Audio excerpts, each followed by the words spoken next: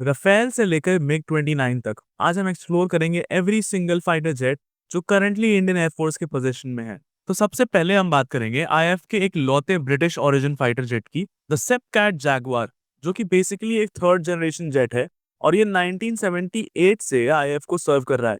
और आज की डेट में इंडियन एयरफोर्स एक लौती ऐसी एयरफोर्स है जो अभी तक जैगुआर्स को यूज कर रही है।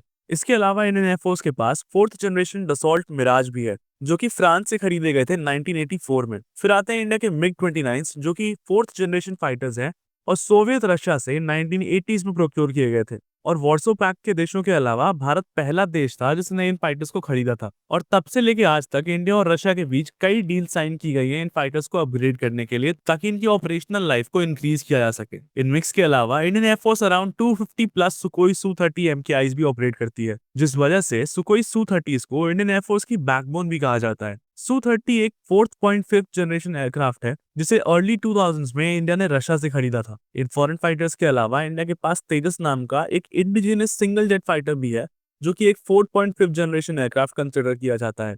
Currently democratic Republic of Congo और ब्राजील ने इन जेट को खरीदने में इंटरेस्ट शो किया है। और जो करंटली इंडिया का सबसे लेटेस्ट प्रोक्योरमेंट है वो है राफेल, जो कि एक 4.5 जनरेशन फ्रेंच फाइटर जेट है और इसे इंडिया के अलावा फ्रांस, इजिप्ट, क्रोएशिया और ग्रीस जैसे देशों की एयरफोर्स यूज करती है। और करंटली ये राफेल्स इंडिया के सबसे एडवांस फाइटर जेट्स भी कंसिडर किए जाते हैं।